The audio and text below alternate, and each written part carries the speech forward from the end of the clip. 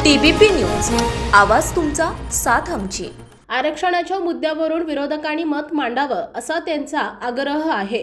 राज्यकर्ते हे निर्णय द्यायचा अधिकार यांचा, सुसंवाद त्यांनी साधला आणि विरोधकांनी भूमिका स्पष्ट करावी, मग निर्णय घ्यावा। ही भूमिका समंजसपणाची नव्हती, शहाणपणाची नव्हती, अशा शब्दात राष्ट्रवादी काँग्रेस शरदचंद्र पवार पक्षाचे अध्यक्ष शरद पवार यांनी राज्यातील सत्ताधाऱ्यांना फटकारलंय। सत्ताधाऱ्यांच्या विधानांमुळेच राज्यात वाद वाढला असा आरोपही त्यांनी केलाय।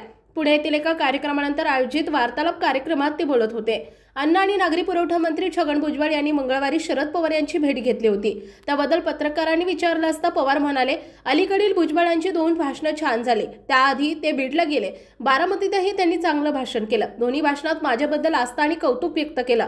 त्यानंतर ते मला भेटायला आले। भुजबळ मला म्हणाले, झालं गेलं सोडून द्या, मार्ग काढावा लागेल, नाहीतर महाराष्ट्रात वाद वाढतील। पण स्पष्ट सांगायचं म्हणजे या लोकांनी जी विधाने केली ती वाद वाढायला मदत करणारी होती। मार्ग काढायचा असेल तर राज्यकर्त्यांनी सामंजस्याची भूमिका घेतली पाहिजे असं त्यांनी म्हटलंय।